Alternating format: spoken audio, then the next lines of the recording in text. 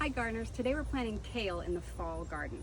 So as we plant things in the fall, we are working backwards from the way that we worked in the spring. In the spring, we were working really hard to get things to germinate in those cold temps, and then as things got hotter, we were fighting to keep the hot weather from killing them, keeping them watered and healthy.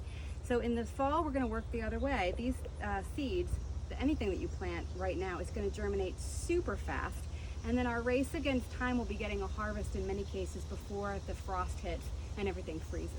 So kale is an exception in that, like some of the other fall things that we'll plant, it doesn't mind the cold weather and it will survive plenty of light frost.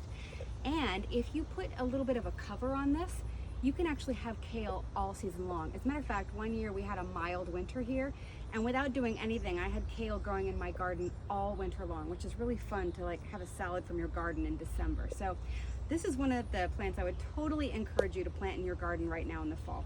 So the first thing I'm going to do, I've got a little open space in my garden here. You could totally do this in a pot if you want to. And I'm planting a variety of kale that's purple, just because it's fun and extra nutrient dense. It tastes the same as regular kale. First thing I'm going to do is water this really well.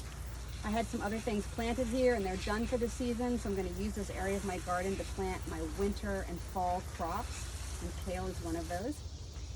And then I'm going to open my package of seeds here. You can plant these by sprinkling them, or you can plant them in rows. It depends on, are you a tight gardener? Are you a loose gardener? It's up to you, however you want to do this. I'm going to sprinkle these today.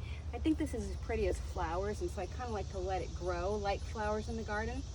So I'm going to sprinkle them around like this, and then I'm going to come back with a little light soil or peat moss and cover them up. But they're so tiny, you really don't even need to cover them up. My main goal, the most important thing I need to do, is I need to keep them wet just for a couple of days.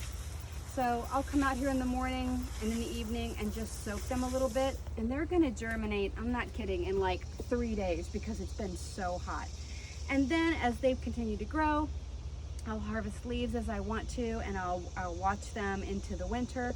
And in the fall, when I see what kind of winter it looks like we're in for, if it looks like we're in for like a lot of deep frost, I may come out here and put a light row cover over it, protect it. But if it looks like we're headed for a mild winter, I may just leave it uncovered, and you'll be harvesting kale from your garden all through the winter. It's one of the best winter crops in Zone 7. And I would say probably Zone 5 and 6 as well, and then up you can grow it as well. So give kale a shot. Super healthy, fun and easy to grow in the garden. And let me know if you have questions. Happy gardening.